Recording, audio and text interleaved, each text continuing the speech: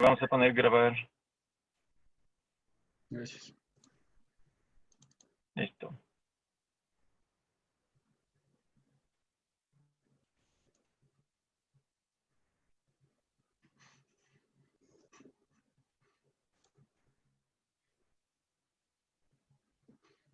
¿Ya se ve ahí bien? Sí. Vale. Bueno.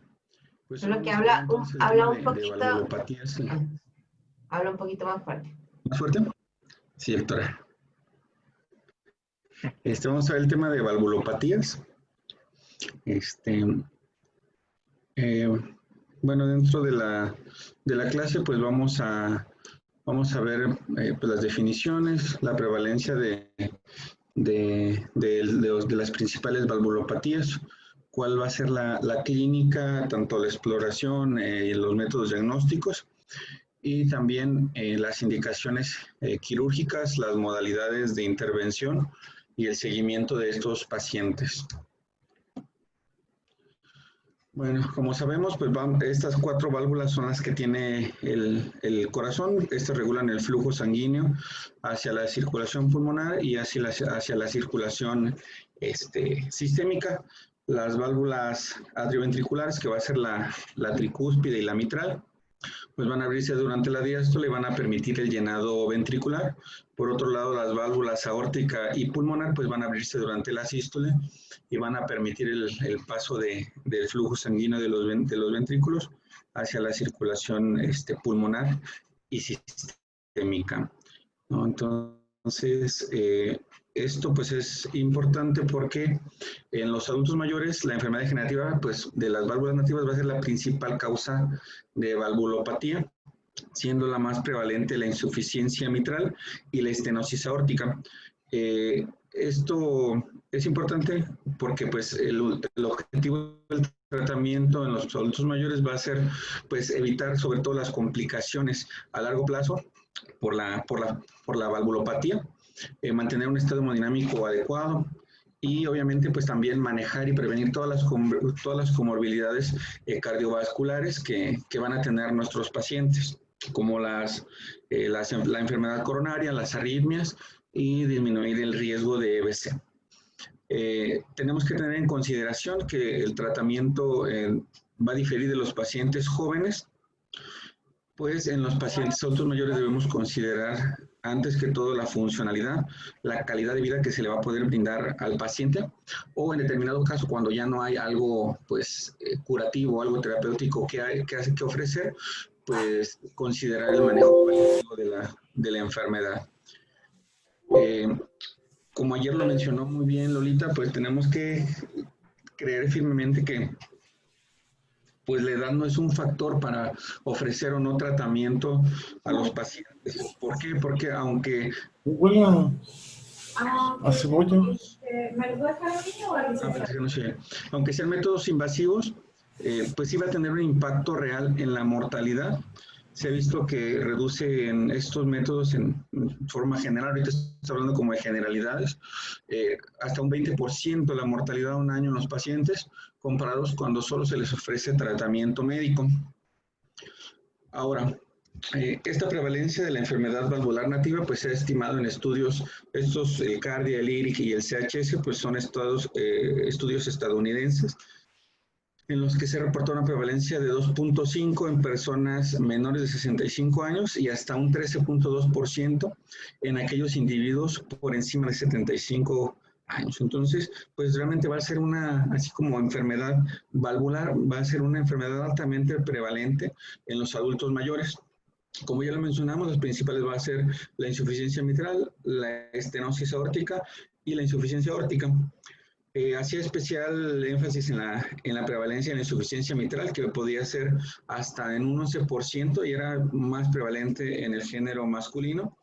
Y también la importancia de la asociación de la insuficiencia mitral, porque se encontraba hasta en 25% de los pacientes que se infartaban, bueno, que se estudiaban por infarto, y aquellos que se estudiaban por falla cardíaca con FEBI reducida, hasta en un 50% de los casos se encontraba pues, que tenían una insuficiencia mitral significativa, ¿no?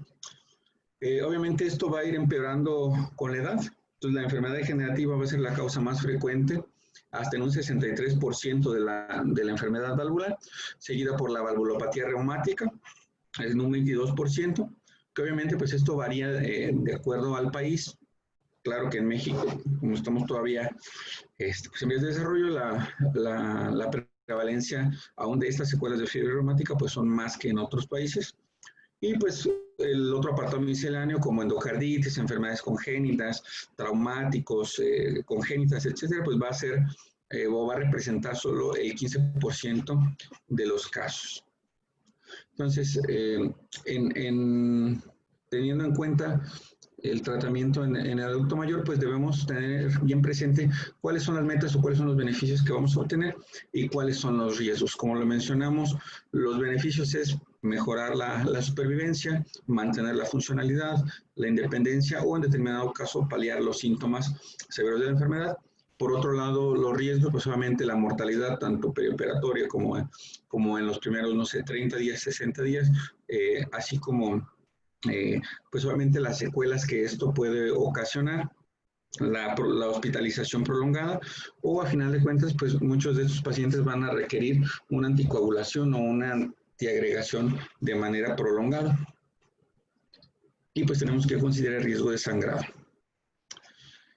En este diagrama pues es como lo que quiero es que se vea que el paciente con estas cardiopatías, con esta valvulopatía, pues requiere un manejo integral en el que tiene que valorarse la edad, el estado funcional, cuál va a ser el riesgo de morbimortalidad asociado a la cirugía, cuál va a ser pues también, digamos, la posibilidad de éxito de la cirugía, cuáles son las metas terapéuticas, ¿no? También, y a final de cuentas, pues involucrar al paciente, a la familia y el equipo médico que obviamente pues tiene que incluir el cardiólogo, no sé, el hemodinamista, el geriatra, el rehabilitador, etcétera. Entonces, pues debe ser un manejo multidisciplinario en el tratamiento de estos pacientes. Va a haber algunos factores que van a incrementar la mortalidad y la morbilidad en los pacientes que requieren esta cirugía valvular, como va a ser la presencia de comorbilidades, sobre todo la fibrilación auricular, la diabetes, la enfermedad crónica o ya la presencia de secuelas de enfermedad vascular cerebral. Obviamente aquellos pacientes que son frágiles ya previo a esto, por eso tenemos que hacer una valoración integral, pues van a tener más riesgo de tener complicaciones perioperatorias o, a final de cuentas, quedar con mayor dependencia.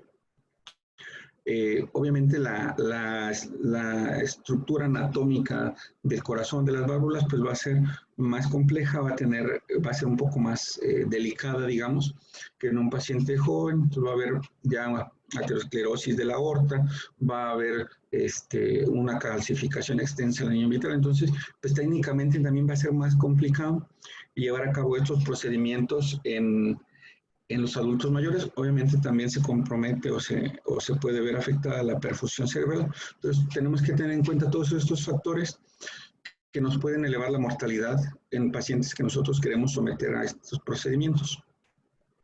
En todos los pacientes que nosotros querramos tratar, tenemos que hacer una estratificación de riesgo. Esta escala, la Euroscore 2, es la que recomienda la guía europea.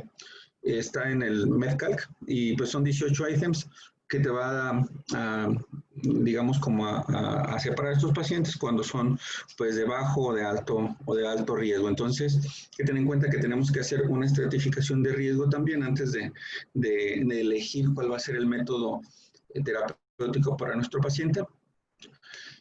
Y entonces en esta tablita pues se ponen las principales causas o las principales etiologías de la enfermedad valvular.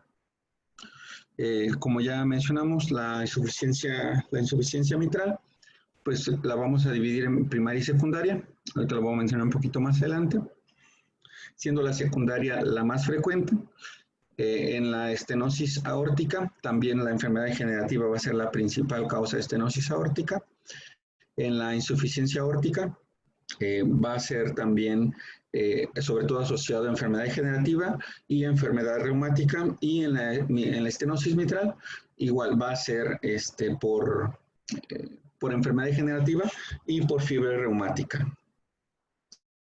Voy a ir hablando, vamos a hablar de la valvulopatía aórtica, mitral y tricuspidea. Lo dividí de esta manera porque pues es como más fácil irlo haciendo por apartados y no perdernos, que de repente está medio extraño, ¿no?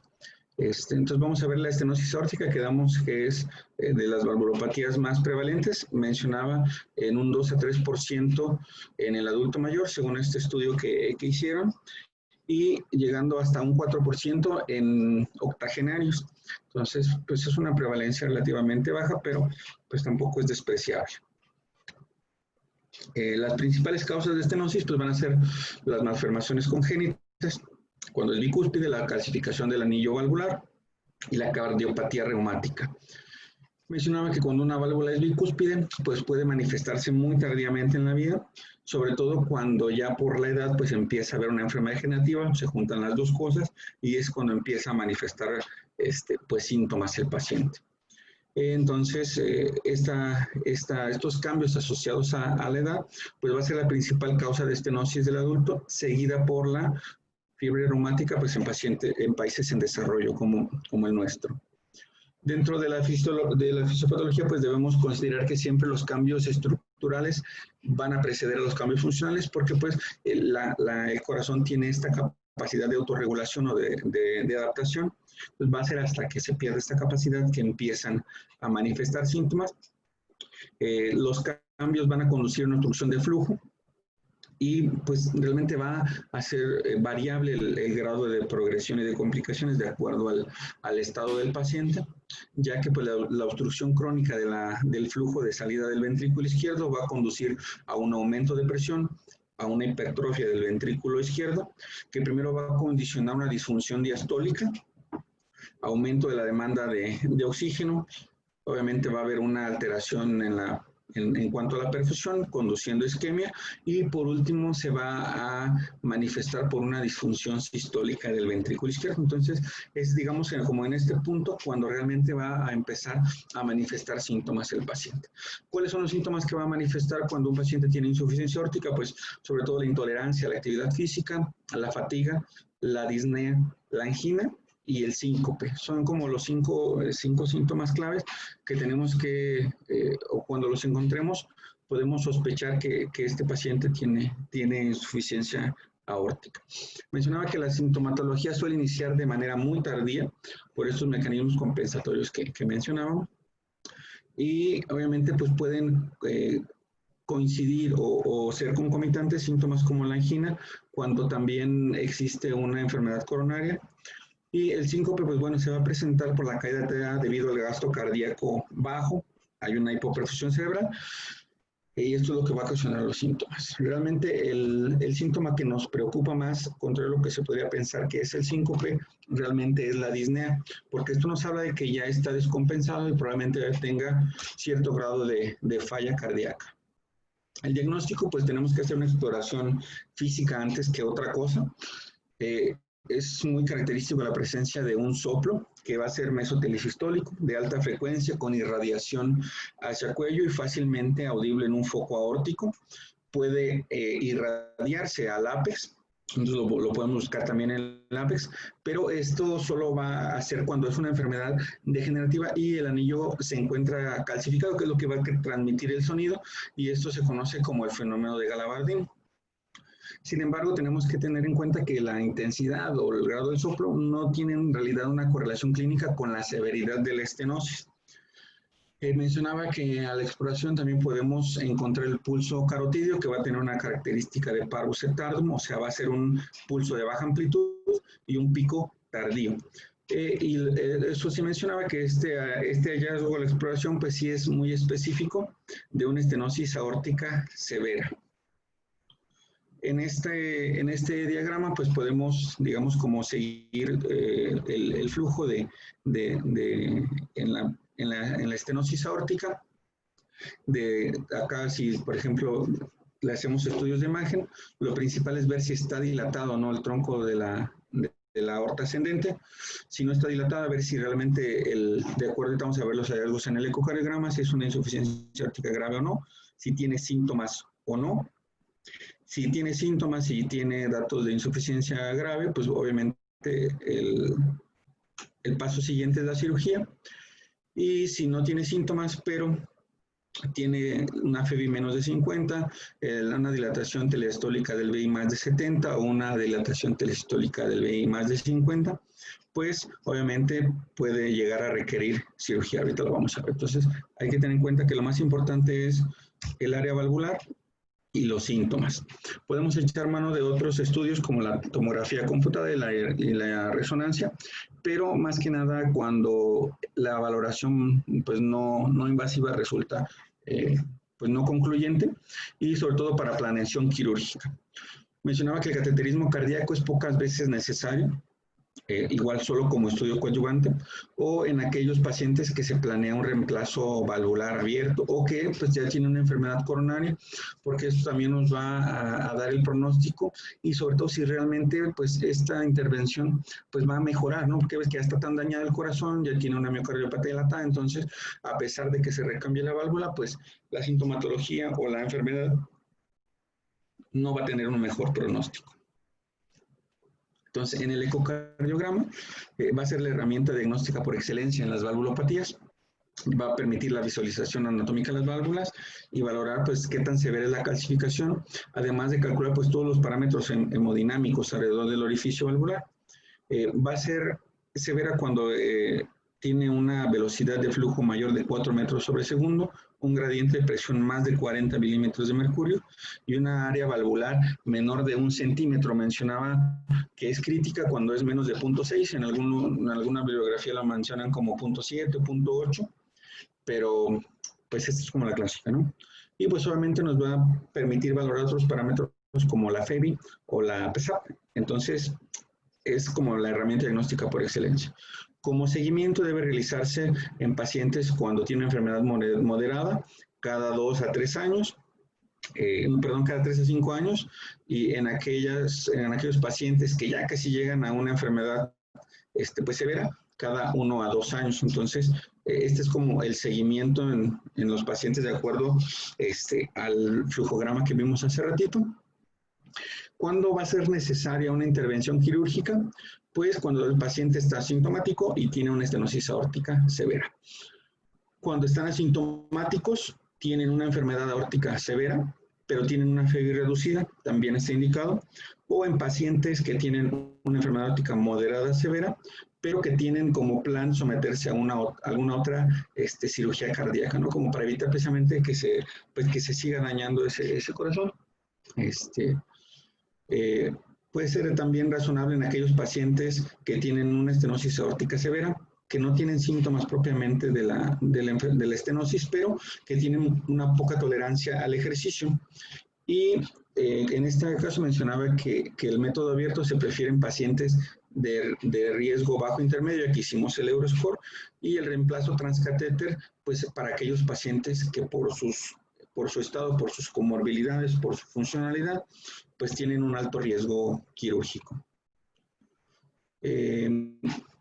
Mencionaba que pues la cirugía convencional va a ser como lo más recomendable. Incluso en aquellos pacientes los podemos recomendar de manera temprana. Y pues aquí vamos a ver si es una prótesis biológica o mecánica, según el perfil clínico pues, del paciente. Aquí mencionaba que prácticamente no existe como alguna contraindicación de acuerdo a la FEBI que contraindique el recambio valvular, aunque aquí digamos como lo que todavía no está muy claro es qué tanta utilidad tiene recambiar una válvula, bueno, esta válvula, en pacientes que tienen una estenosis severa, pero que no tienen síntomas, ¿no? Y pues considerar la mortalidad, que a diferencia de pacientes menores de 60, 65 años, que tienen una mortalidad del 5%, pues hacer un recambio valvular por una cirugía cardíaca convencional en un paciente octogenario, pues puede llegar a tener una mortalidad de hasta el 18%, ¿no? Entonces, en estos pacientes, pues va a ser candidato a una implantación valvular aórtica transcatéter o una valvuloplastía con catéter balón. Puede también requerirse una comisurotomía aórtica quirúrgica pero esto va a ser más como en pacientes que no tengan esa válvula tan calcificada, o sea, que no tengan una enfermedad degenerativa tan avanzada. Esta tablita son como cuáles son los puntos a favor de hacerlo transcatéter contra hacerlo pues con un reemplazo quirúrgico, ¿no? Entonces aquí lo principal es ver el puntaje del Euroscore. Cuando es un puntaje menor del 4%, va a ser abierta. Cuando es mayor del 4%, se prefiere pues la terapia transcatéter. Cuando hay alguna presencia de comorbilidad, o en este caso toman como un puerto de corte la edad, cuando es menor de 75, perdón, pues la abierta. Cuando es mayor de 75, tiene una cirugía cardíaca previa, ya es un paciente frágil o tiene una movilidad restringida que va a limitar hasta cierto punto el alcance de la rehabilitación, pues se prefiere mejor hacer el implante transcatéter de la válvula. Entonces como que me gustaría que quede muy claro cuáles son como los criterios o los factores que tenemos que tener en cuenta para decidir si va a ser abierta o va a ser transcatéter. Estos dispositivos pues son las válvulas aórticas que hay disponibles comercialmente para su implante transcatéter. No sé si pues aquí los siglos los manejen, no me tocó ver alguna, pero pues son los dispositivos de elección en pacientes octogenarios, ya que además de obviamente pues disminuir el riesgo trans y postoperatorio, pues en este artículo mencionaba que se asociaban a un menor riesgo de desarrollo de lesión renal aguda durante la hospitalización, menor sangrado que requiriera transfusión y menor desarrollo de una FA pues, de nueva aparición. Entonces, todos estos son los dispositivos como que mencionaban en los estudios estadounidenses, pero realmente aquí no sé cuál manejen. Entonces, cuando tenemos en este flograma, esta es como la última, ¿no? De la estenosis aórtica, entonces tenemos que tener en cuenta la FEBI, si tenemos algunas comorbilidades importantes o el estado funcional lo permite, pues habrá que considerar el riesgo quirúrgico y de acuerdo a esto vamos a ver si va a ser abierta o si va a ser un implante de la válvula pues transcatéter, ¿no? Entonces vamos a ver, como que de esto depende de los síntomas, de la FEBI y del riesgo quirúrgico que tenga ese paciente. Eso es lo que nosotros vamos a decidir cuál va a ser el modo quirúrgico. Ahora, la insuficiencia aórtica, esta pues va a ser causada por la dilatación del anillo valvular, principalmente de origen degenerativo. Puede también asociarse a enfermedades del tejido conectivo como síndrome Marfan, aortitis sifilítica. También en las espondiloartropatías seronegativas podemos encontrar alteraciones compatibles con insuficiencia aórtica, arteritis de células gigantes, tan solo por la hipertensión arterial o pues solamente cuando existe una disección aórtica, ¿no? Pues esa válvula va a quedar insuficiente. Dentro de la fisiopatología pues tenemos que tener en cuenta que esta insuficiencia de la válvula pues va a conducir a una sobrecarga del ventrículo izquierdo, va a causar un aumento del volumen. Ok. Sí, de acuerdo, gracias. Un aumento de la presión sistólica. Esto va a conducir a la hipertrofia y dilatación del ventrículo izquierdo, aumentando la demanda de oxígeno por parte del miocardio, pero pues obviamente se va a alterar el aporte de oxígeno, conduciendo a la isquemia y a largo plazo pues a la falla del ventrículo izquierdo. Aquí puede ser de manera aguda o de manera crónica. Realmente las causas agudas pues no son tema de la clase, sino más bien la valvulopatía crónica. Cuando de manera inicial realmente es asintomática y va a empezar a manifestar síntomas de ¿qué? Pues de falla cardíaca cuando el ventrículo izquierdo ya no es capaz de compensar esa sobrecarga de volumen y de presión. Entonces, las principales sintomatologías pues va a ser la disnea de esfuerzo, la ortopnea y la disnea paroxística nocturna, ¿no? Entonces, estas son las tres síntomas que tenemos que considerar en el paciente y la angina como tal pues va a ser producto de esa disminución, esa alteración entre la demanda y el aporte de oxígeno, y se va a manifestar pues de manera muy tardía en el curso de la enfermedad, y al final de cuentas nos indica que pues ese corazón ya tiene problemas muy serios.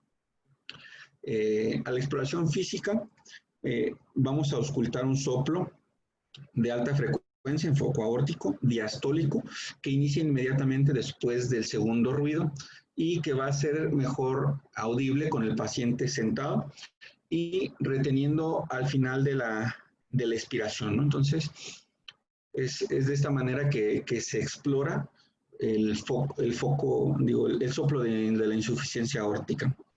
A la exploración física puede encontrarse el signo de Müller, que es esta pulsación rítmica de la úvula, el signo de de Musset, que si ustedes lo recuerdan es este cabeceo como rítmico que presentan los pacientes en la cabeza, y pues a menudo va a presentar un pulso prominente con una distensión abrupta y un colapso rápido, conocido como pulso de Corrigan. Y también puede presentar un bigeminismo. Entonces son como las características a la exploración física que vamos a encontrar en estos pacientes. El diagnóstico, pues igual, el ecocardiograma, ya que pues nos va a permitir valorar la anatomía de la válvula, sobre todo la aorta descendente, por lo que comentamos previamente, la morfología y función del VI para valorar pues toda la FEBI y además pues cuantificar el grado de regurgitación.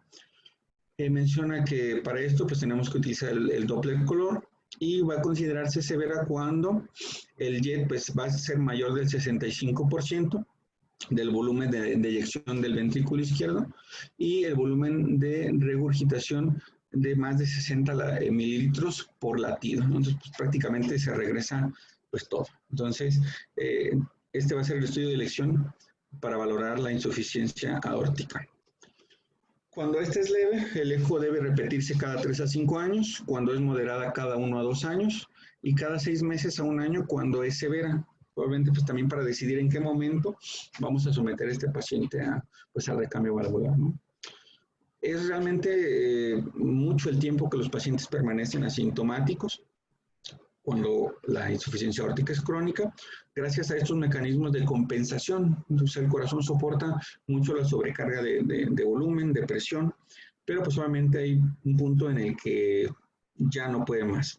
Entonces el pronóstico se mantiene bueno por muchos años, hasta que hay estos datos de descompensación, ya cuando hay ortopnea, ya cuando hay disnea paroxística nocturna, solamente quiere decir que el corazón ya está en falla. Entonces a partir de ahí, pues la verdad es que es un declive, y es cuando tiene que pues, tomarse cartas en el asunto de manera inmediata.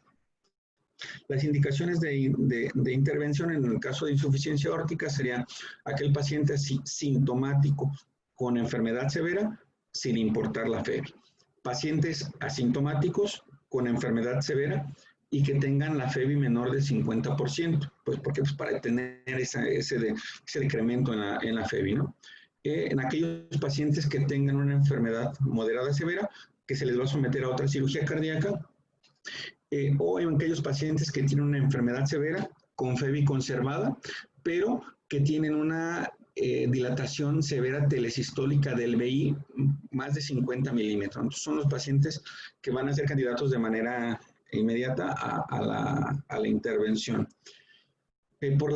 Por parte del tratamiento médico, pues en todas estas valvulopatías lo que tenemos que controlar pues son las comorbilidades, ¿no? Entonces, diabetes, hipertensión, dislipidemia, enfermedad renal crónica, todo esto pues es tratamiento que es como de soporte prácticamente, pero realmente o para disminuir ya la sintomatología, por ejemplo, de la falla cardíaca, la anticoagulación si el paciente ya tiene FA, pero propiamente las valvulopatías pues no tienen como un tratamiento médico.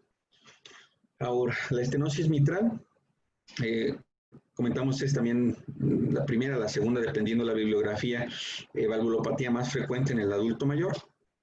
La cardiopatía reumática va a ser la principal causa, representándose hasta en un 25% de los casos cuando existe de manera aislada,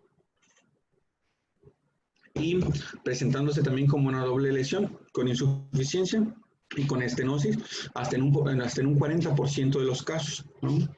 Cuando solo se encuentra calcificado el anillo mitral, va a ser un 10% de los casos de estenosis mitral, pero esto más en pacientes menores de 55 años y hasta en un 33% en aquellos pacientes mayores de 90 años. Esta enfermedad degenerativa va a ser la principal causa de la estenosis mitral. Igual, como todas las valvulopatías, el desarrollo de los síntomas suele tomar 20 años o más. ¿Por qué? Pues por esa capacidad compensatoria que tiene el corazón. Hay algunas otras causas menos frecuentes, como tumores, endocarditis, aquella calcificación del anillo que se asocia también a la enfermedad aórtica degenerativa. Entonces tenemos que tener en cuenta que las principales causas son la fiebre reumática y pues la enfermedad degenerativa de la válvula mitral. Dentro de la fisiopatología tenemos que tener en cuenta que el orificio de apertura de la válvula mitral normalmente mide de 4 a 6 centímetros cuadrados. Cuando es menor a 2 centímetros es una enfermedad moderada. Cuando es severa es aquella que ya es menor a 1. En algunas bibliografías mencionan menor a 1.5 centímetros cuadrados. Y pues conforme disminuye el área valvular, va a requerir mayor presión auricular para llenar el ventrículo izquierdo y mantener el gasto cardíaco. Entonces, esto pues depende, el llenado va a depender de la diástole, y cuando el paciente hace ejercicio, ya tiene ataque de arritmias, pues la sintomatología de la estenosis mitral pues va a empeorar, sobre todo la disnea. Se considera como una entidad disneizante, embolizante y hemotoizante. Normalmente es de inicio insidioso. Los síntomas más frecuentes presentados son la fatiga, la disnea y la intolerancia al ejercicio. Otros menos frecuentes incluyen la hemoptisis, sangran porque pues hay esa hipertensión venocapilar en el pulmón y puede llegar a sangrar. El dolor torácico, cuando ya hay edema pulmonar. Incluso mencionaba la ronquera, que va a estar asociada a la compresión del nervio laringio recurrente por esa aurícula que ya está súper dilatada, ¿no? Entonces, ya cuando la enfermedad se encuentra avanzada, pues realmente la sintomatología corresponde a las complicaciones, sobre todo la falla cardíaca y a la fibrilación auricular, ¿no? Entonces, esta entidad, la estenosis mitral, lo que tenemos que tener también muy en cuenta es que es una enfermedad que tiene un riesgo tromboembólico muy alto, ¿no? Hasta un 10 o 20% mencionaba, pueden llegar a presentar un embolismo sistémico. ¿Sí? El diagnóstico, pues vamos a explorar como siempre. Acá en el área, en el foco mitral, vamos a escuchar un chasquido de apertura y un primer ruido intenso. Si la válvula aún se encuentra flexible, ya cuando existe una hipertensión pulmonar, el segundo ruido se va a desdoblar, entonces esto también lo podemos encontrar. El soplo de la estenosis aórtica es un soplo diastólico grave de baja intensidad, y la duración del soplo se va a correlacionar con la severidad de la estenosis. Como en todas las valvulopatías, el ecocardiograma va a ser esencial. En este podemos valorar si esas valvas ya se encuentran fusionadas, si hay engrosamiento o calcificación, o si incluso pues ya hay esta imagen como endomo, ¿no? Que es, pues las dos cosas, tiene insuficiencia y tiene estenosis. Se puede calcular el área valvular, que ya mencionamos los parámetros para cuando es moderada o es severa, así como el gradiente de transmitral, que es lo que nos va a dar la severidad de la enfermedad. Además, pues nos brinda información relevante, como la medida de la aurícula, que ya mencionamos que es un factor de mal pronóstico, la presión sistólica de la arteria pulmonar y el tamaño y función del ventrículo izquierdo. Entonces, ecocardiograma.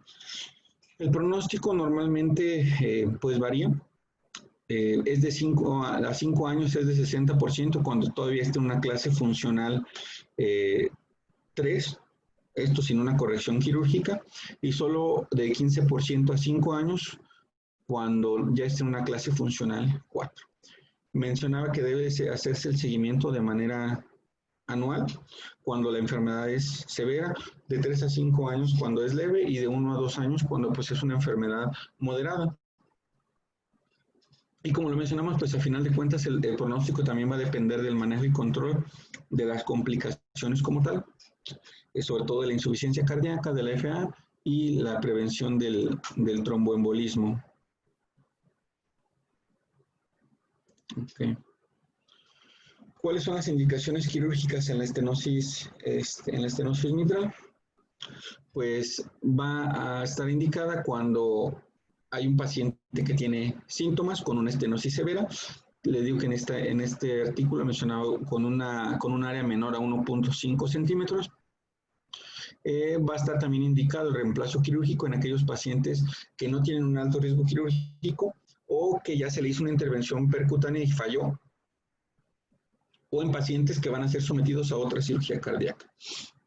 Puede ser también razonable el recambio valvular en aquellos pacientes que están asintomáticos, pero por eco tienen una enfermedad severa y que tienen una enfermedad, una anatomía favorable, ¿no? En ausencia de contraindicaciones. En los pacientes octogenarios, mencionaba en este artículo, pues que va a variar entre un 8 y un 20% durante el periodo operatorio, ¿no? Esta tablita que puse aquí son las contraindicaciones para la comisurotomía mitral percutánea, en las que obviamente pues, hay un área mayor a 1.5 centímetros, ya le hicimos el eco y tiene un trombo ahí en la aurícula izquierda, va a ser que tenga una insuficiencia mitral ya moderada o severa, que tenga una calcificación grave o bicomisural, que tenga ausencia de fusión, pues si no está fusionada, pues no, ¿como para qué? O que tenga alguna otra valvulopatía severa, ya sea aórtica o tricuspidea, que pues requieren recambio, pues sería absurdo nada más hacerle la comisurotomía a la mitral y dejar las otras ahí, ¿no? Entonces serían como las contraindicaciones para la comisurotomía y que requieran entonces un recambio pues valvular quirúrgico convencional.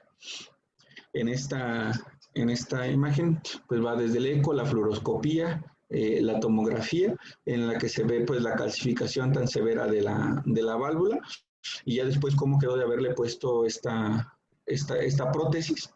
Entonces obviamente se ve pues ya aquí completamente abierto el orificio valvular.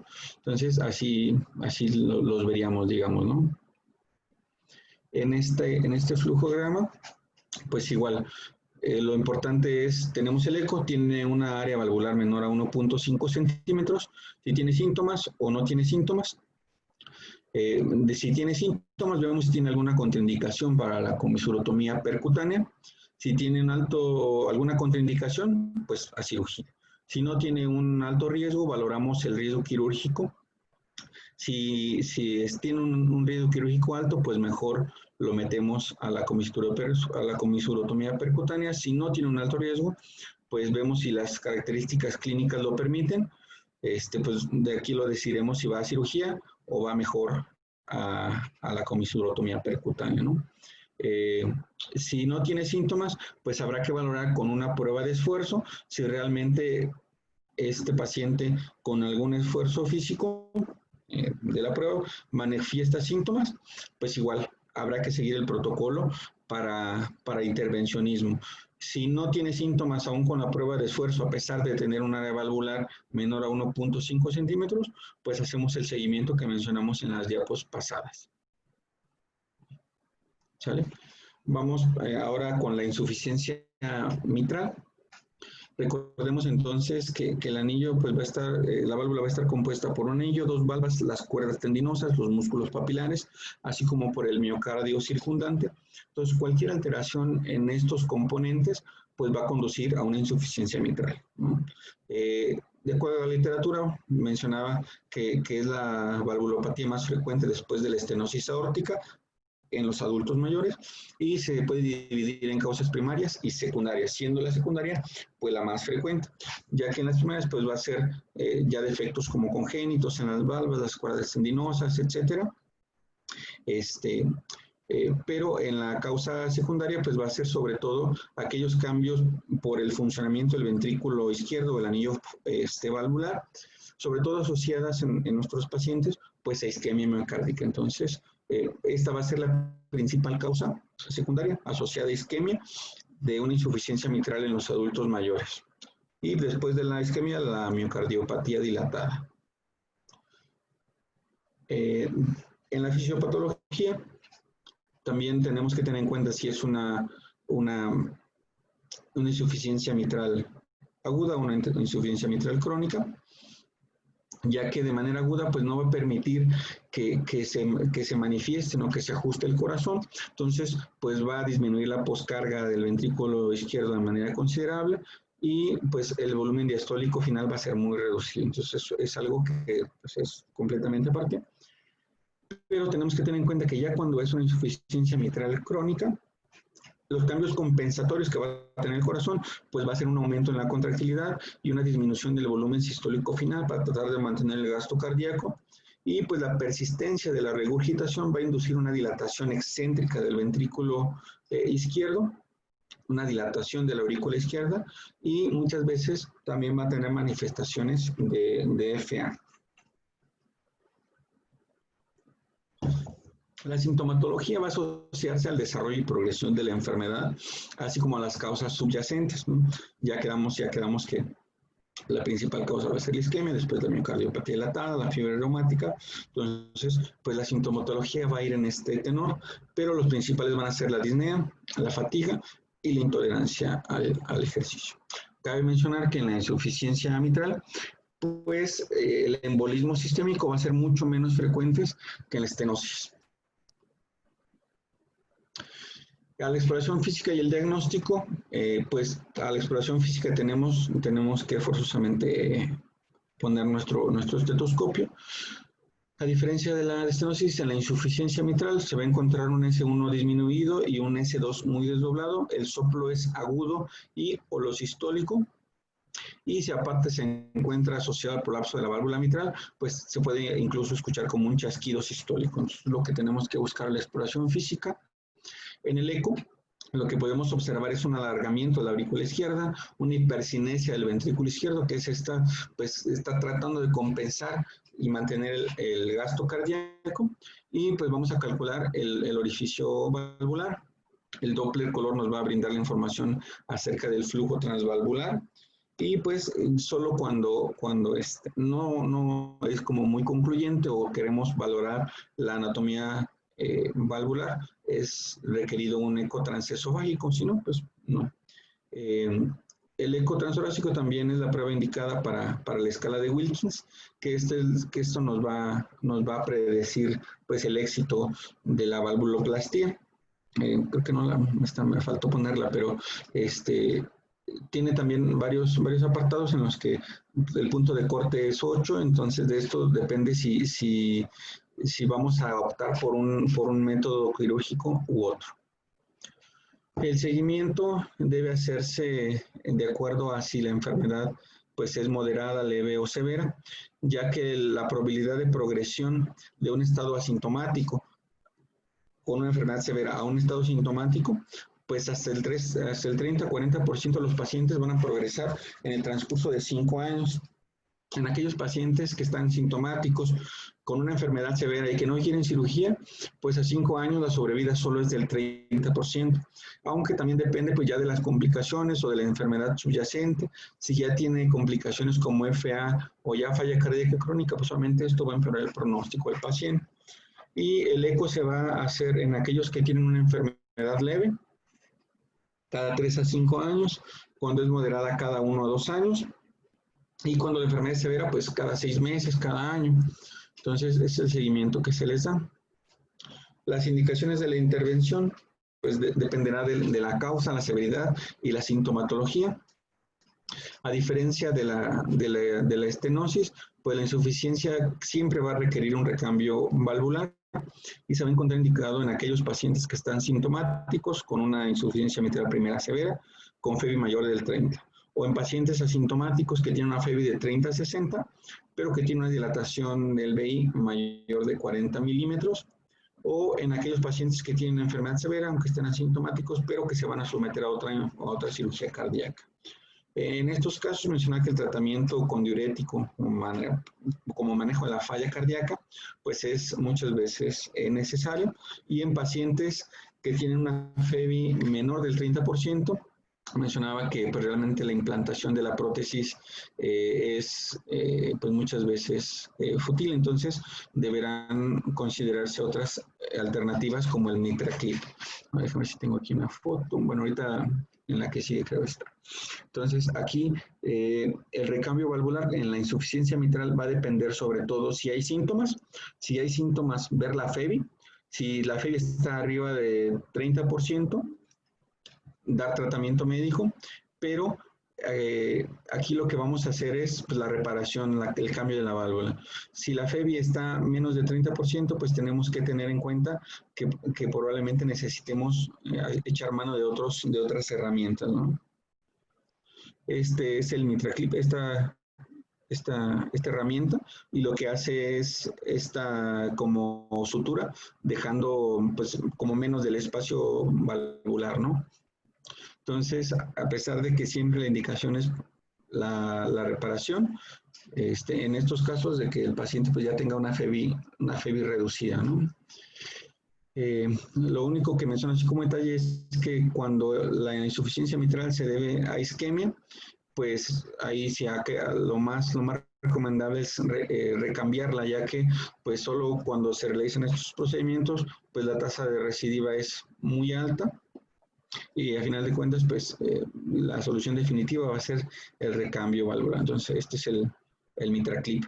Lo es que yo no sabía que existía pues son procedimientos ya de tercer nivel y esto, ¿no?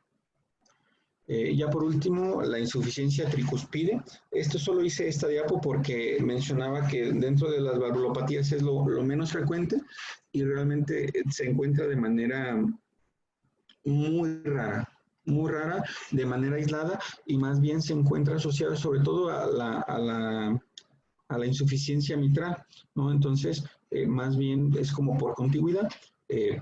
Se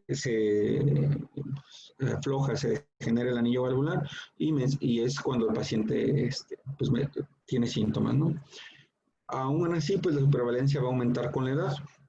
En esta mencionaba, en este artículo, que se estiman hasta 1.6 millones de individuos con insuficiencia tricuspidia, eso es en Estados Unidos, y va a aumentar su incidencia de 1.5 en la población general hasta un 5.6% en pacientes pues ya de 70 a 83 años. Como ya lo mencionamos, al igual que la insuficiencia mitral, la principal causa es la cardiopatía isquémica y las alteraciones estructurales ya del ventrículo izquierdo, y se va a asociar a la insuficiencia mitral hasta en más del 30% de los casos. Entonces, son como las dos valvulopatías que se asocian más frecuentemente. Otras causas van a incluir la hipertensión pulmonar. Cuando también se infarta el ventrículo derecho, pues obviamente sigue el mismo principio que la insuficiencia mitral, o cuando hay FA. Las causas primarias, pues que no nos competen tanto en el adulto mayor, pues va a ser aquellas congénitas, reumáticas, infecciosas o traumáticas, pero que solo dan cuenta del 25% de los casos de insuficiencia tricuspide, me equivoqué. El resto va a ser de causa secundaria y sobre todo asociado a enfermedad degenerativa, isquemia, insuficiencia mitral también asociada. Entonces, eso es como todo la parte de valvulopatías. Ahora, en esta diapo, lo que puse en este artículo es cuándo elegir una prótesis mecánica versus una biológica. En esta decisión, pues deben considerarse factores relacionados con la prótesis, como la duración de la prótesis, cuál va a ser el perfil hemodinámico que tiene el paciente, si el paciente va a requerir anticoagulación, así como, pues realmente como los riesgos propios del paciente asociados a la cirugía, qué tanto riesgo va a tener de reintervención o el riesgo de sangrado, ¿no? Entonces, en este artículo del JAMA menciona cuáles son los puntos a favor de las prótesis mecánicas, que va a ser aquellos pacientes pues jóvenes, menores de 50 años, en el que pues se trata de evitar una reintervención y que aceptan el riesgo pues de la anticoagulación, que es un paciente pues que pues coopera, ¿no? Que tiene todavía no tiene ningún deterioro neurocognitivo, etcétera, o en aquellos pacientes que tienen una raíz que no está dilatada, ¿no? En aquellos pacientes que son candidatos a prótesis biológicas, pues son aquellos que ya tienen más de 70 años, que preferimos evitar los riesgos de la anticoagulación, ya que pues obviamente tienen más riesgos a largo plazo, que tiene un acceso limitado a los cuidados, o que son pacientes que ya no cooperan tanto, pues solamente tratar de tenerlos como con los menos medicamentos y que ocupan el menos cuidado muy particular, pues va a ser mejor. Y pues también depende el acceso a los centros donde se practican estas cirugías y que sean pues obviamente de bajo riesgo, ¿no? Si no tienen como pues mucho chiste. Ahora, en esta es del JAMA. Estas tablitas son las recomendaciones de la Asociación Europea de Cardiología. Entonces, va a ser aquí cuáles son como pues los factores, ¿no?, que se tomen en cuenta para recomendar una prótesis mecánica. Entonces, sobre todo, aquí se menciona también aquí en 60 años y 60 y 65 años, de acuerdo a si es una prótesis aórtica o mitral, como punto de corte para ponerle una prótesis mecánica. Y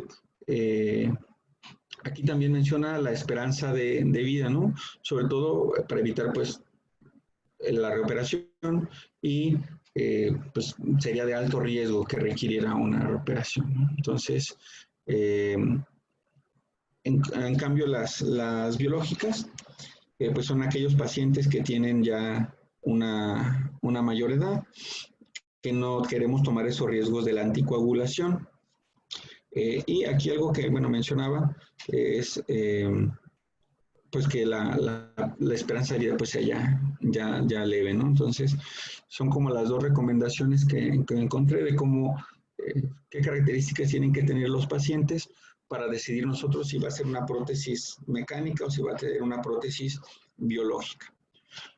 Y ya por último, ¿cuáles son las metas de anticoagulación si tenemos en caso de las prótesis mecánicas, ¿no? Porque nos ha tocado que llegan pacientes que tienen pues prótesis mecánicas, sobre todo asociadas a fibra reumática. Entonces, esto va a ser, a diferencia de cuando es una FA, por ejemplo, de, no sé, no valvular, cuando el paciente tiene una prótesis mecánica, pues el INR debemos manejarlo entre 2.5 y 3.5 o entre 3 y 4 cuando tiene algún otro factor de riesgo, sobre todo cuando tiene una tromboembolia previa, cuando tiene FA o cuando tiene una FEBI menor del 35, pues debe manejarse con un INR un poquito más alto. Entonces, para que no lo olviden, cuáles son los rangos en los que debe estar el INR de un paciente con prótesis mecánica.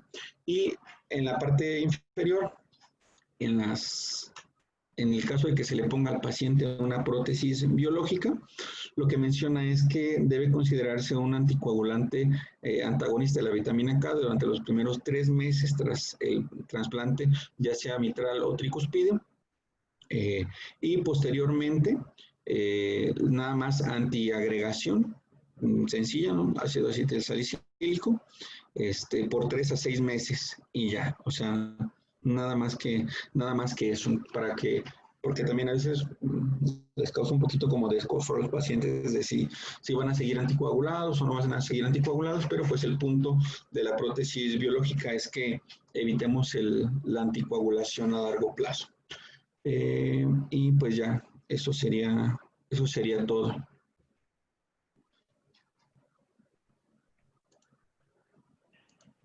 Muy bien, Felipe. Sí, igual que el doctor Lascano, creo que estuvo bastante bien y completa. Muchachos, ¿alguien tiene alguna pregunta o comentario? Despierten. Sí. Ya se nos durmieron. Dicen esta que todo muy bien. Pues gracias, hombre. Sí, la verdad es que es un tema pues interesante y que sí nos ha tocado verlo. De hecho, hace poquito estuvo bueno, no sé si está en piso todavía, una paciente que que a causa de fiebre reumática le hicieron un recambio valvular en la raza. Y llegó por datos de falla cardíaca, pero ya tenía 30 años que se le habían puesto, eran mecánicas, y pues a la exploración física ya se escuchaba que esas válvulas tenían fuga, pues, o sea, ya no servía. Entonces, pues es una paciente compleja porque hay que ver, pues, estructuralmente si vale la pena o no recambiar esas válvulas o va a ser con puro tratamiento médico, ¿no? Entonces, pues sí es un tema muy interesante y que cada vez vamos a ver más nosotros. Entonces, hacer nada más como énfasis en el estado funcional y en la valoración estructural y funcional con el eco. Muy bien. Luego, nosotros vamos a ver con mucha frecuencia a los adultos mayores, aunque sean funcionales, que les llegan por cualquier otra cosa y vamos a escuchar el soplo.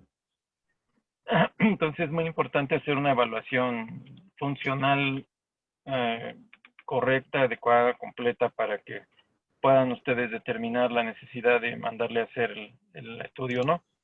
Obviamente si ya empezaron con problemitas que empiezan a tener un abatimiento funcional o deterioro de su clase funcional de acuerdo a la escala que ustedes gusten, y le escuchamos el soplo, valdría la pena. Si está empezando con mareos, si está empezando con algunos deterioros de la memoria, si ustedes le escuchan el soplo y le escuchan que está muy marcado, empiezan con un electro, una plaquita, y ya se observan cambios, o una aterosclerosis severa, pues sí vale la pena a veces hacerlo, porque a mí me ha tocado con mucha frecuencia médicos, pues no geriatras, que dicen es por la edad y no se preocupe, ¿no? Y al rato el abuelo viene deseado y Como los niños, ¿o qué?